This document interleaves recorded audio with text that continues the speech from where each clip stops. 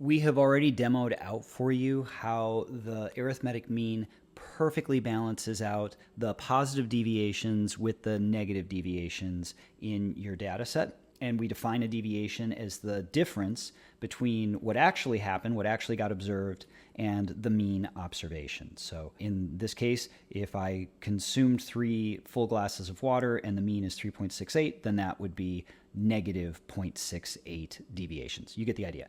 Now, one of the most common criticisms of the mean is that, oh, well, the mean can be broken because maybe there's an outlier. And so we're going to show you that the mean is always doing its job. It's always doing its thing, and we're going to add an outlier. Let's imagine that instead of on day 5, me consuming 5 full glasses of water, I consumed 500 full glasses of water, which, by the way, I do not advise. Well, 500 glasses of water, and that took my arithmetic mean clear up to 19.65. Let's get even crazier. Let's just say that I had 5,000 glasses of water. Well, now my arithmetic mean is 164.8. Well, clearly, this is a huge outlier, and that outlier has impacted the arithmetic mean.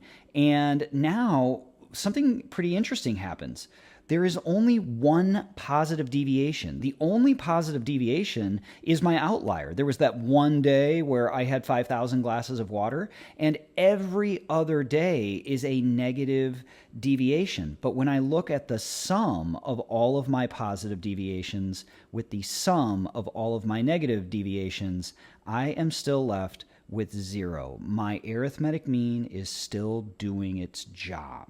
When people complain about the mean and say, oh, well, it's impacted by outliers, yes, it is impacted by outliers. The mean consumption, it really did go all the way up to 164.81. And just to show you, the median would certainly still be unaffected by all of this. So I'm going to highlight the data. The median is still hanging out at 3, completely oblivious to that outlier. So all of that is true, but that has less to do with the statistic itself. That has less to do with the parameter itself, and it has more to do with the way that we interpret the parameter. We are the problem, not the parameter. I'm going to show you just one last thing. Let's imagine that there was such a thing as negative consumption of glasses of water, and I had negative 2,000. So now we have 2 outliers, one in the positive direction, one in the negative direction. My arithmetic mean went to 100, and I still am left in a situation with only 1 positive deviation,